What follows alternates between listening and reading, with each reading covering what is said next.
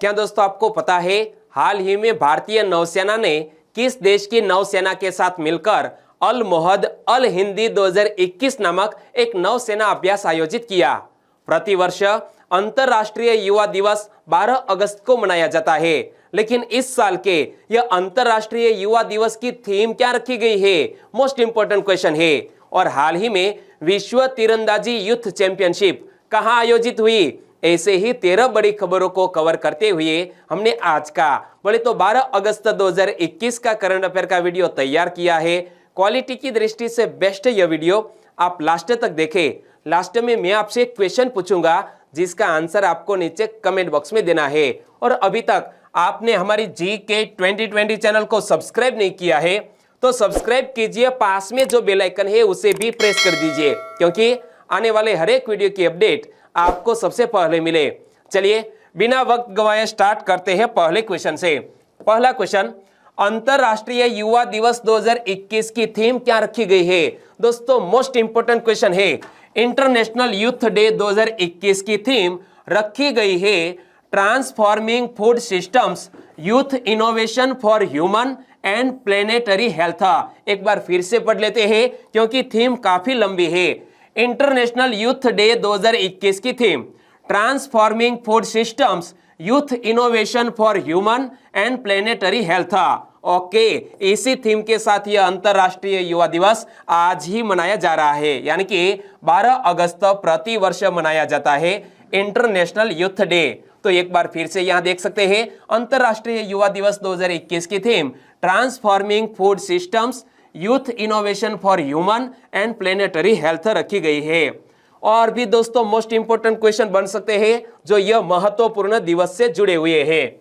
तो अंतरराष्ट्रीय युवा दिवस कब मनाया जाता है, इसी तरह का सिंपल सा क्वेश्चन एग्जामिनेशन में पूछ लिया जाए तो हमारा आंसर होना चाहिए 12 अगस्त इंटरनेशनल यूथ डे। लेकिन यदि क्वेश्चन यह पूछ लिया जाए कि राष्ट्रीय युवा दिवस कब मनाया जाता है तो हमारा आंसर आ जाएगा 12 जनवरी। किसकी याद में मनाया जाता है? हमारे स्वामी विवेकानंद जी के जन्म दिवस को हम राष्ट्रीय युवा दिवस के रूप में मनाते हैं। तो यह भी याद रख लो कि पहली बार राष्ट्रीय युवा दिवस कब मनाया गया था? 12 जनवरी 1985 को। और 12 जनवरी को राष्ट्रीय युवा दिवस क्यों मनाया जाता है तो रीजन मैंने आपको बता दिया। इस दिन महान भारतीय दार्शनिक स्वामी विवेकानंद जी का जन्म हुआ था, इसीलिए प्रतिवर्ष हम 12 जनवरी को नेशनल यूथ डे मनाते हैं। लेकिन इंटरनेशनल यूथ डे कब मनाया जाता है? आज ही 12 अगस्त को। और यहां जब हमने स्वामी विवेकानंद जी का जिक्र किया है तो इनका एक फेमस कोट है, वो मैं आपके सामने रखना चाहूंगा। इजाजत है? ओके। उठो, जागो और तब तक नहीं रुको जब तक लक्ष्य ना प्राप्त हो जाए। और यह फेमस कोट्स है स्वामी विवेकानंद जी का। और पहली बार अंतरराष्ट्रीय युवा दिवस कब मनाया गया था? 12 अगस्त 2000 को पहली बार अंतरराष्ट्रीय युवा दिवस मनाया गया था। और संयुक्त राष्ट्र संघ ने किस वर्ष को अंतरराष्ट्रीय युवा वर्ष घोषित किया? यूनाइटेड नेशंस ने अंतरराष्ट्रीय युवा वर्ष घोषित किया किसको? 1985 को, यानी कि सन 1985 को अंतरराष्ट्रीय युवा वर्ष के रूप में यूनाइटेड नेशंस ने घोषित किया था।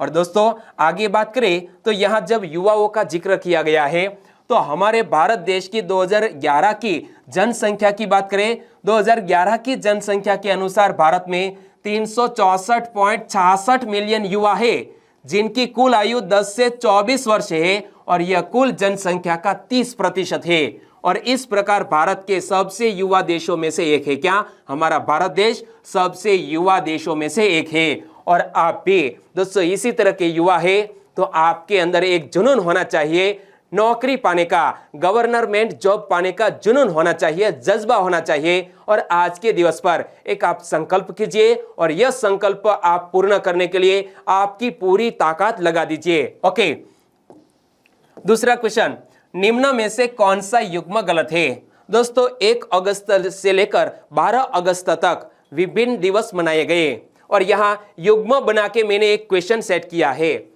निम्न में से कौन सा युग्म गलत है? 10 अगस्त को विश्व जैव ईंधन दिवस मनाया गया, मैंने आपको बताया था, बिल्कुल सही है ऑप्शन। 9 अगस्त को हिरोशिमा दिवस मनाया गया? ओके, सही है। चलिए आगे बढ़ते हैं, बाद में बात करते हैं।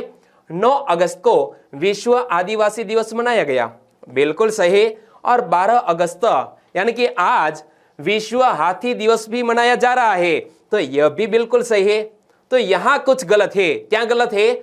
9 अगस्त को हिरोशिमा दिवस नहीं बल्कि नागासाकी दिवस मनाया जाता है, और 6 अगस्त को हिरोशिमा दिवस मनाया जाता है। कौन सा युग्म गलत है? Option B. तो हमारा आंसर बन जाता है ऑप्शन बी। और यहां पर देखिए, वर्ल्ड एलिफेंट डे कब मनाया जाता है? 12 अगस्त को मनाया जाता है। विश्व हाथी दिवस, तो यह 12 अगस्त को क्यों मनाया जाता है? हाथियों के बारे में जागरूकता बढ़ाने हेतु 12 अगस्त को यह दिवस मनाया जाता है। और यह दिवस मनाने की शुरुआत कब से हुई? 2012 से प्रति वर्ष यह दिवस मनाया जाता है। और एशियाई हाथियों की कुल संख्या का 60% हिस्सा अकेले हमारे भारत देश में है। और 2017 में हुई जनगणना के अनुसार देश में हाथियों की जनसंख्या 29,964 है। कितनी? हमारे भारत देश में हाथियों की जनसंख्या है 29,964। और फरवरी 1992 में हाथी परियोजना शुरू की गई थी, जिसका मकसद था हाथियों को संरक्षण प्रोवाइड करना। तीसरा क्वेश्चन, विश्व तीरंदाजी यूथ चैंपियनशिप कहां आयोजित की गई? हाल ही में वर्ल्ड आर्चरी यूथ चैंपियनशिप आयोजित की गई है पोलैंड देश में। यानी कि इस क्वेश्चन का सही आंसर है ऑप्शन सी, पोलैंड देश। और पोलैंड देश में चल रही इस प्रतियोगिता में भारतीय महिला तीरंदाजों ने कमाल का प्रदर्शन किया है। भारतीय महिला तीरंदाजों ने पोलैंड में चल रहे विश्व तीरंदाजी यूथ चैंपियनशिप में इतिहास रच दिया। महिलाओं के कंपाउंड और मिश्रित टीम ने यहां क्वालिफिकेशन राउंड में 2 जूनियर विश्व रिकॉर्ड ध्वस्त कर दिए। क्या? 2 जूनियर विश्व रिकॉर्ड थे, उनको भी तोड़ दिया है भारतीय महिलाओं की यह तीरंदाजों ने। और यहां खुशी का जश्न मनाते हुए हमारे भारतीय महिला तीरंदाजों को आप देख सकते हैं। प्रिया गुर्जर, परनीत कौर और रितु वर्षिणी सेंथिल कुमार की तिकड़ी कैडेट कंपाउंड महिला टीम स्पर्धा में शीर्ष स्थान पर रही। और भारतीय खिलाड़ियों का यह स्कोर विश्व रिकॉर्ड से 22 अंक अधिक है। क्या? जो वर्ल्ड रिकॉर्ड था उनसे 22 अंक अधिक प्राप्त किए हैं भारतीय महिला तीरंदाजों ने। और इसके अलावा कंपाउंड कैडेट मिश्रित टीम स्पर्धा में भी प्रिया और कुशल दलाल की जोड़ी ने विश्व रिकॉर्ड बनाया और शीर्ष स्थान पर रहे। तो यह भी याद रख लो। सिंपल सा क्वेश्चन यह भी पूछ लिया जा सकता है कि हाल ही में सुर्खियों में रहे प्रिया और कुशल दलाल वो किस खेल से संबंधित है? वो हमारे भारत देश के जाने माने तीरंदाज है। चौथा क्वेश्चन, भारत ने किसके साथ मिलकर अल मोहद अल हिंदी 2021 नामक एक नौसेना अभ्यास आयोजित किया? हमारे भारतीय नौसेना ने हाल ही में अल मोहद अल हिंदी 2021 नामक एक नौसेना अभ्यास सऊदी अरब देश की नौसेना के साथ मिलकर आयोजित किया। यानी कि इस क्वेश्चन का सही आंसर है सऊदी अरब। इमेज आप देख सकते हैं।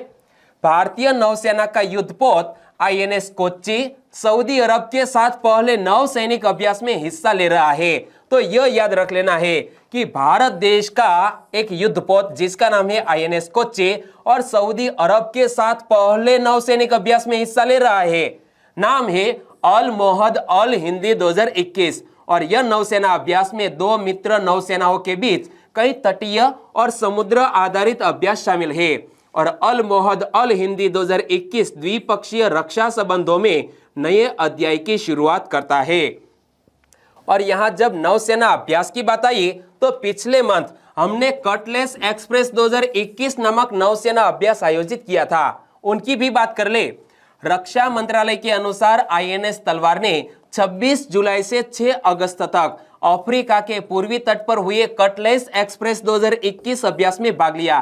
किसने भाग लिया? INS तलवार ने। और यह नौसेना अभ्यास का उद्देश्य क्या था? साझी समुद्री क्षमता को बेहतर बनाना तथा राष्ट्रीय व क्षेत्रीय सुरक्षा को बढ़ावा देने हेतु यह कटलेस एक्सप्रेस 2021 नामक नौसेना अभ्यास आयोजित किया गया। कहां पर? अफ्रीका के पूर्वी तट पर। कहां पर? केन्या के नजदीक। पांचवा क्वेश्चन, हाल ही में मणिपुर के राज्यपाल का अतिरिक्त प्रभार किसको दिया गया है? मणिपुर के राज्यपाल का अतिरिक्त प्रभार दिया गया है सिक्किम के राज्यपाल को। सिक्किम के राज्यपाल कौन है? सिक्किम के राज्यपाल है गंगा प्रसाद और गंगा प्रसाद को मणिपुर के राज्यपाल का अतिरिक्त प्रभार सौंपा गया है। यानी कि इस क्वेश्चन का सही आंसर है गंगा प्रसाद। और बीडी मिश्रा किस राज्य के राज्यपाल है? अरुणाचल प्रदेश के। और बीडी मिश्रा को भी एक राज्य के राज्यपाल का अतिरिक्त प्रभार सौंपा गया है। सबसे पहले बात करते हैं यह ब्रिगेडियर बीडी मिश्रा की। अरुणाचल प्रदेश के राज्यपाल ब्रिगेडियर सेवानिवृत्त बीडी मिश्रा को मंगलवार को मिजोरम का अतिरिक्त प्रभार दिया गया है। क्या? अरुणाचल प्रदेश के वर्तमान राज्यपाल है बीडी मिश्रा। बीडी मिश्रा को मंगलवार को मिजोरम राज्य के राज्यपाल का अतिरिक्त प्रभार दिया गया है और राष्ट्रपति भवन की ओर से जारी बयान में इसकी जानकारी दी गई। और मिजोरम के राज्यपाल हरिबाबू कंभमपति के छुट्टी पर होने के दौरान बीडी मिश्रा अपने कर्तव्य का निर्वहन करने के साथ साथ मिजोरम के राज्यपाल की जिम्मेदारियां भी देखेंगे, क्योंकि हरिबाबू कंभमपति हाल ही में छुट्टी पर है और इसीलिए मिजोरम के राज्यपाल का अतिरिक्त प्रभार सौंपा गया है बीडी मिश्रा को। इमेज आप देख सकते हैं, यह है अरुणाचल प्रदेश के राज्यपाल बीडी मिश्रा और यह है गंगा प्रसाद। कौन? गंगा प्रसाद सिक्किम के वर्तमान राज्यपाल है। और मणिपुर की राज्यपाल डॉक्टर नजमा हेपतुल्ला के छुट्टी पर होने के दौरान सिक्किम के राज्यपाल गंगा प्रसाद को मणिपुर के राज्यपाल का अतिरिक्त प्रभार दिया गया है। तो यह भी याद रख लो, गंगा प्रसाद सिक्किम के राज्यपाल और मणिपुर के राज्यपाल का अतिरिक्त प्रभार दिया गया है क्योंकि डॉक्टर नजमा हेपतुल्ला छुट्टी पर है और विज्ञप्ति के मुताबिक ये नियुक्तियां उनके द्वारा कार्यभार ग्रहण करने की तारीख से प्रभावी होंगी। छठा क्वेश्चन, देश का पहला राष्ट्रीय समुद्री विरासत परिसर कहां बन रहा है? इमेज आप देख सकते हैं, इसी तरह का एक राष्ट्रीय समुद्री विरासत परिसर हाल ही में बन रहा है गुजरात के लोथल में। यानी कि इस क्वेश्चन का सही आंसर है ऑप्शन ए गुजरात। गुजरात के लोथल में देश का पहला राष्ट्रीय समुद्री विरासत परिसर बन रहा है। इमेज आप देख सकते हैं, एक इंटरनेशनल टूरिज्म के रूप में यह लोथल को विकसित किया जाएगा। और संस्कृति, पर्यटन और पूर्वोत्तर क्षेत्र विकास मंत्री जी किशन रेड्डी ने एक सवाल के लिखित जवाब में राज्यसभा को यह जानकारी दी, इसीलिए करंट अफेयर में आया गुजरात का यह लोथल। और भारतीय समुद्री धरोहर की विरासत ऐसी लोथल को समर्पित राष्ट्रीय समुद्री विरासत परिषद की संकल्पना अंतरराष्ट्रीय पर्यटक गंतव्य के रूप में की गई है। क्या? यह अंतरराष्ट्रीय पर्यटक गंतव्य के रूप में इसको डेवलप किया जा रहा है और इसमें राष्ट्रीय समुद्री विरासत संग्रहालय भी होगा, हेरिटेज थीम पार्क भी बनाया जाएगा, समुद्री अनुसंधान संस्थान और मनोरंजन स्थल सहित विभिन्न प्रकार की पर्यटन संबंधी सुविधाएं शामिल है ताकि पर्यटकों को आकर्षित किया जा सके। सातवां क्वेश्चन, पाइका विद्रोह कहां हुआ था? पाइका रेबेलियन कहां हुआ था? यह हुआ था ओडिशा राज्य में। यानी कि इस क्वेश्चन का सही आंसर है पाइका विद्रोह का संबंध है ओडिशा राज्य से। और यह करंट अफेयर में क्यों आया? तो देखो, पाइका विद्रोह को प्रथम स्वतंत्रता संग्राम के रूप में घोषित किए जाने के अनुरोध पर शिक्षा मंत्रालय विचार कर रहा है। क्या? हमारा भारत देश का प्रथम स्वतंत्रता संग्राम घोषित किया जाने वाला है पाइका विद्रोह को। लेकिन मैं आपसे पूछना चाहूंगा कि हमारे भारत देश का प्रथम स्वतंत्रता संग्राम कौन सा है? यदि आपको नाम पता है तो नीचे कमेंट सेक्शन में जरूर बताना। लेकिन शायद हो सकता है कि पाइका विद्रोह को हमारे देश का प्रथम स्वतंत्रता संग्राम घोषित किया जाए। और संस्कृति मंत्री जी किशन रेड्डी ने एक सवाल के लिखित जवाब में राज्यसभा को यह जानकारी दी, इसीलिए पाइका विद्रोह है वो करंट अफेयर में आया। पाइका विद्रोह कब हुआ? 1817 में। ओडिशा सरकार ने वर्ष 1817 में ओडिशा के सैनिकों द्वारा अंग्रेजों के विरुद्ध किए गए पाइका विद्रोह को प्रथम स्वतंत्रता संग्राम के तौर पर मान्यता देने के लिए केंद्र सरकार को प्रस्ताव भेजा है। किसने? ओडिशा सरकार ने केंद्र सरकार को प्रस्ताव भेजा है कि पाइका विद्रोह को प्रथम स्वतंत्रता संग्राम घोषित किया जाए। और यह कब हुआ था? तो यह वर्ष भी हमें याद रख लेना है, 1817 में। आठवां क्वेश्चन, दूसरी फिट इंडिया फ्रीडम रन यह राष्ट्रव्यापी कार्यक्रम का शुभारंभ कौन करेंगे? इंडिया फ्रीडम रन 2.0 नामक यह राष्ट्रव्यापी कार्यक्रम का शुभारंभ करने जा रहे हैं अनुराग ठाकुर। यानी कि इस क्वेश्चन का सही आंसर है ऑप्शन सी अनुराग ठाकुर जी। आजादी का अमृत महोत्सव के तहत यह कार्यक्रम हाल ही में लॉन्च करने वाले हैं। कब? 13 अगस्त को, यानी कि कल ही। सरकार आजादी का अमृत महोत्सव समारोह के तहत देश भर में दूसरी फिट इंडिया फ्रीडम रन का आयोजन करेगी। और इस पहल का उद्देश्य क्या होगा? लोगों की दैनिक जीवन में दौड़ और खेल जैसी फिटनेस गतिविधियां अपनाने तथा मोटापे, सुस्ती, तनाव और बीमारियों से आजादी के लिए प्रोत्साहित करने हेतु यह दूसरी फिट इंडिया फ्रीडम रन का आयोजन किया जा रहा है। और हमारे खेल मंत्री कौन है? अनुराग ठाकुर। अनुराग ठाकुर 13 अगस्त को यानी कि कल ही इस राष्ट्रव्यापी कार्यक्रम का शुभारंभ करेंगे। इस अभियान के तहत नागरिकों को अपने जीवन में कम से कम 30 मिनट की शारीरिक गतिविधियां शामिल करने की प्रतिज्ञा लेने की अपील की जाएगी। और इस अभियान का नारा क्या होगा? फिटनेस की डोज आधा घंटा रोज। यह अभियान का स्लोगन होगा, याद रख लो, फिटनेस की डोज आधा घंटा रोज। नवा क्वेश्चन, हाल ही में राजधानी दिल्ली की पहली पशु डीएनए प्रयोगशाला कहां स्थापित की गई? यह दिल्ली की पहली पशु डीएनए प्रयोगशाला स्थापित की गई है रोहिणी में। यानी कि इस क्वेश्चन का सही आंसर है ऑप्शन डी, रोहिणी। हाल ही में रोहिणी में राजधानी दिल्ली की पहली पशु डीएनए प्रयोगशाला स्थापित की गई है। इससे पहले नमूनों को परीक्षण के लिए अन्य राज्यों में भेजा जाता था, जिसके कारण प्रायः कई बार जांच प्रक्रिया में काफी देरी होती थी। लेकिन यह पशु डीएनए प्रयोगशाला अब स्थापित की गई है राजधानी दिल्ली के रोहिणी में। और इस प्रकार यह सुविधा दिल्ली पुलिस के लिए गौ हत्या, जानवरों के अवैध व्यापार और अन्य पशु संबंधी मामलों के समय पर निपटान में भी मददगार होगी। और इस अत्याधुनिक फॉरेंसिक लैब में जानवरों के सभी हिस्सों जैसे कि रक्त और ऊतक के नमूने, बाल, दांत, हड्डियों आदि की जांच की सुविधा उपलब्ध होगी। 10वां क्वेश्चन, मौद्रिक नीति समिति का पदेन अध्यक्ष कौन होता है? हाल ही में मौद्रिक नीति समिति की बात सामने आई क्योंकि उन्होंने repo rate, reverse repo rate, bank rate वह घोषित किया है, जारी किया है। तो मौद्रिक नीति समिति के पदेन अध्यक्ष होते हैं रिजर्व बैंक ऑफ इंडिया के गवर्नर। यानी कि इस क्वेश्चन का सही आंसर है ऑप्शन डी, आरबीआई के गवर्नर। भारतीय रिजर्व बैंक यानी कि आरबीआई ने अगस्त 2021 के महीने के लिए मौद्रिक नीति रिपोर्ट यानी कि मॉनिटरी पॉलिसी रिपोर्ट जारी की है। और आरबीआई का गवर्नर ही मौद्रिक नीति समिति का पदेन अध्यक्ष होता है। तो यह फैक्ट याद रख लीजिए। और इसने लगातार 7वीं बार नीतिगत दरों को अपरिवर्तित रखा है। यानी कि हमारे आरबीआई के गवर्नर ने लगातार 7वीं बार नीतिगत दरों को अपरिवर्तित रखा है, कोई भी परिवर्तन नहीं किया है। और अपरिवर्तित रेट या दर की बात करें तो रेपो रेट दर है 4%, रिवर्स रेपो रेट दर है 3.35% और हमेशा रेपो रेट से रिवर्स रेपो रेट कम ही होता है। और बैंक दर है 4.25%। और वर्ष 2021-22 के लिए वास्तविक सकल घरेलू उत्पाद यानी कि जीडीपी की वृद्धि दर 9.5% बरकरार रखी गई है। और रिजर्व बैंक ऑफ इंडिया ने उपभोक्ता मूल्य सूचकांक यानी कि कंज्यूमर प्राइस इंडेक्स आधारित मुद्रास्फीति के अनुमान को 5.1% से संशोधित कर 5.7% कर दिया है। 11वां question, India plastic pact Asia में पहली बार कब लॉन्च किया जाएगा? इंडिया प्लास्टिक पैक्ट एशिया में पहली बार लॉन्च किया जाएगा सितंबर में। यानी कि इस क्वेश्चन का सही आंसर है ऑप्शन बी, सितंबर।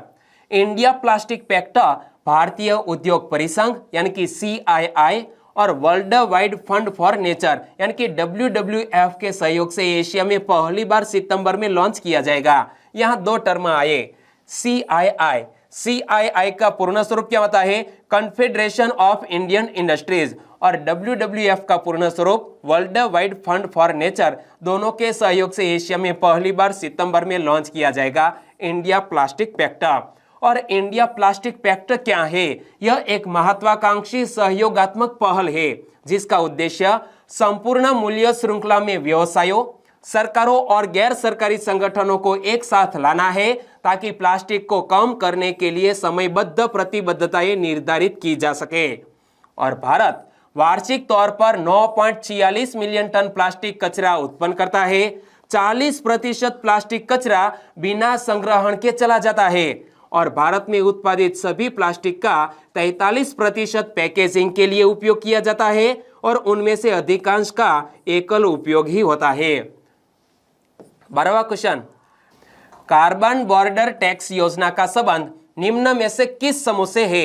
यह कार्बन बॉर्डर टैक्स योजना का संबंध यूरोपियन यूनियन से है, यानी कि इस क्वेश्चन का सही आंसर है option C, European Union. Carbon border tax योजना के तहत उन देशों यानी कि यूरोपियन यूनियन में जो देश शामिल है उन देशों से आयातित एल्यूमिनियम, स्टील, सीमेंट और बिजली जैसी वस्तुओं पर शुल्क लगाया जाना है जिनके यहाँ ग्रीन हाउस गैस के मानक कम कड़े हैं, और यूरोपीय संघ ऐसा करके अन्य देशों पर दबाव बनाना चाहता है ताकि वे भी ऐसे ही कर लगाए ताकि उत्सर्जन में कमी आए। 3 दशक में दुनिया नाटकीय ढंग से बदल चुकी है। आज चीन बहुत बड़ा निर्यातक है, वह अमेरिका सहित सभी देशों को पीछे छोड़ चुका है। महामारी के कारण दुनिया के कई देश आर्थिक मोर्चे पर पिछड़ गए, जबकि वैश्विक कारोबार में चीन की हिस्सेदारी लगातार बढ़ रही है, और चीन दुनिया का सबसे बड़ा ग्रीन हाउस गैस उत्सर्जक भी है, और सन 2020 में उसने 10.35 गीगाटन कार्बन डाइऑक्साइड का उत्सर्जन किया, और अमेरिका 5 गीगाटन उत्सर्जन के साथ दूसरे स्थान पर है। 13वां और लास्ट क्वेश्चन, वन धन योजना के तहत किस राज्य ने 7 राष्ट्रीय पुरस्कार जीते? यह वन धन योजना के तहत 7 राष्ट्रीय पुरस्कार नागालैंड ने जीते हैं, यानी कि इस क्वेश्चन का सही आंसर है option B, Nagaland. Tribal cooperative marketing development federation of India limited यानी कि ट्राइफेड के 34वें स्थापना दिवस के उपलक्ष्य में पहले वन धन वार्षिक पुरस्कार 2020-21 पर नागालैंड को 7 राष्ट्रीय पुरस्कारों से सम्मानित किया गया है, और जूम वेबिनार के माध्यम से केंद्रीय आदिवासी मंत्री अर्जुन मुंडा द्वारा पुरस्कार प्रदान किए गए। और नागालैंड की बात आई तो नागालैंड भारत का 1 दिसंबर 1963 में 16वां राज्य बना था। क्या नागालैंड भारत देश का 16वां राज्य बना था? कब? 1 दिसंबर 1963 को। और नागालैंड भारत का एक उत्तर पूर्वी राज्य है, इसकी राजधानी का नाम है कोहिमा, जबकि दीमापुर राज्य का सबसे बड़ा नगर है। तो यह भी याद रख लो कि नागालैंड का सबसे बड़ा नगर जिसका नाम है दीमापुर, कैपिटल का नाम है कोहिमा। क्लियर? ओके, चलिए अब बात करते हैं लास्ट वीडियो के क्वेश्चन के। लास्ट वीडियो में मैंने आपसे क्वेश्चन पूछा था, वर्तमान में राष्ट्रीय महिला आयोग की अध्यक्ष कौन है? वर्तमान में राष्ट्रीय महिला आयोग की अध्यक्ष है रेखा शर्मा, जिसका कार्यकाल हाल ही में 3 साल तक के लिए बढ़ा दिया गया है, इसीलिए national commission for women India current affair में आया। यानी कि इस क्वेश्चन का सही आंसर था रेखा शर्मा। लगभग सभी दोस्तों ने बिल्कुल सही जिक्र किया है रेखा शर्मा का, लेकिन कुछ फ्रेंड के नाम लेना चाहूंगा। वो है चावड़ा पूजा, कल्पेश सिंह चावड़ा, मित्तल त्रिवेदी, सुन्नी राज, दक्षा भील, स्टडी पॉइंट नामक कोई फ्रेंड है, आपका भी हमारे चैनल में स्वागत, सागर चावड़ा, धरती हेरबा। हमारे और भी सब्सक्राइबर फ्रेंड है, वो है स्टीफन प्रकाश, कमलेश डोडिया, सुनीता बेन पटेल, शैलेश कुमार तबियाड़, PN परमार, वेचत राठवा, मेहुल परमार और गुणवंत वनजारा। इन सभी दोस्तों ने बिल्कुल सही आंसर दिया है। तो बारैया विक्रम, वाजा दीपक, वसावा मिताक्षी, शैलेश असाल, प्रदीप हर्षालिया, सहदेव रबारी, विदर्भ परमार और सोनलबेन कुकड़िया, आप सभी का आंसर भी बिल्कुल सही। बहुत बहुत धन्यवाद। और आज के वीडियो का क्वेश्चन ये रहा स्क्रीन पर। संयुक्त राष्ट्र सुरक्षा परिषद में एक समुद्री सुरक्षा एजेंसी बनाने का सुझाव किसने दिया है? मोस्ट IMP क्वेश्चन है। संयुक्त राष्ट्र सुरक्षा परिषद में एक समुद्री सुरक्षा एजेंसी बनाने का सुझाव किसने दिया है? सही ऑप्शन चुनिए और आंसर दीजिए नीचे कमेंट बॉक्स में।